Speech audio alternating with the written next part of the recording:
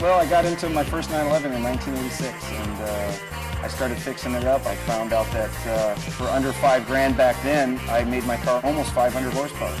And when I finished it, a friend of mine saw it, fell in love with it, and bought it from me. And I made a little money on the car and put the money into another one and did the same thing. Fixed it up and ended up selling it again. And I just kept moving up over the years and started my own shop in 1987, and I've been doing it ever since. Porsche is superior to any other car because they started off making a race car from day one. Just mainly for that reason. I can do so many changes to this car with strict bolt-on stuff. I don't have to take the whole motor apart and do any type of changes, and they're just a lot of fun to race. I mean, they accelerate, they out-accelerate most cars. Some of these cars like this one I'm leaning up against will do 0 to 60 in pretty much under 3 seconds or 3 seconds flat, and there's very few cars in the world that can do that. Don't try this at home, guys.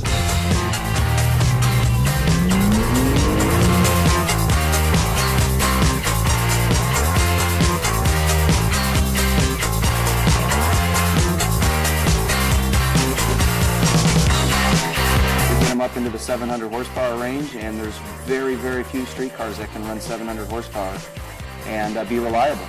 And we do it every day here. We make 700 horsepower cars that you can drive to and from work, drive it to the racetrack, put some race tires on it, go have a blast over the weekend, and come home and take it and go get groceries with it.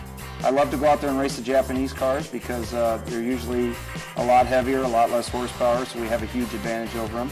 Ferraris handle very well on the track, but again, under horsepower, so we usually don't have any problems with the Ferraris either. There's really nothing that can take a 911 turbo.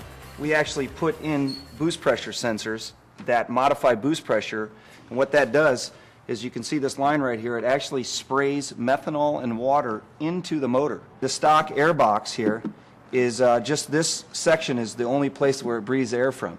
What we do is we modify the other side of the airbox as well, so that way we get twice the amount of air into the airbox. Over here we have 2 air diverter valves, and the factory ones are made out of plastic and they flutter. So what we've done is we've changed these to a billet aluminum diverter valves. And every time you shift and you let off the throttle, those open up, blows the air back into the intake, which allows it to be reused again and sucked back into the motor, so it's no loss of any air. A lot of the Japanese tuners, they just blow it out to the atmosphere and they waste all that air. Virgil started with me about 4 years ago. He's the guy that we lean towards for doing all of our engine modifications. He does the clutches, all the high-performance turbos, headers, methanol injection, exhaust systems, and I have different mechanics that do the suspension and bodywork. But Virgil's the main guy that we lean towards to do all the engine performance upgrades. Back in 1988, I purchased Mazda RX-2.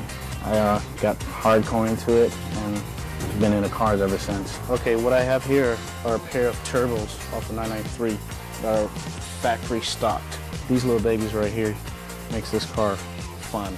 This right here is what we call Monster. This is a full ball bearing race turbo that for a few people who are out there, this is the way to go. This turbo right here will support 800 or better, depending on what mods you've done to your motor. This car should have absolutely no problems exceeding 200 miles an hour. It should also be able to run from a 1120 to 1090 index in a quarter mile at over 130 miles an hour. Basically, all these technical specs means that you haul and it's not much anyone else can do when they line up next to you. Racing's all about winning. Second place, no one ever brags about being in second place. Second place is just the first place loser in my book. 700's the magic number right now. As of today, 700 horsepower is not breaking these motors, and we're going to keep going until we start blowing these things up.